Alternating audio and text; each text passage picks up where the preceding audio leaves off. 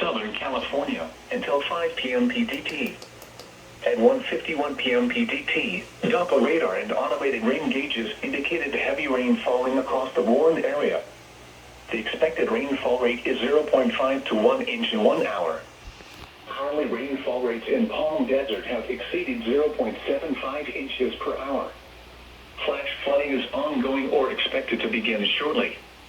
Hazard: life-threatening flash flooding. Heavy rain producing flash flooding. Source: radar and automated gauges.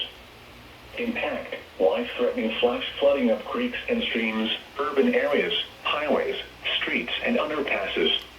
What was on the video that will chat? experience flash flooding include Indio, northeastern Palm Springs, Coachella, Mount San Jacinto State Park, Cathedral City, Palm Desert, Eastern Desert Hot Springs, Rancho Mirage, North Palm Springs, and Highway 74 between Anza and Palm Desert.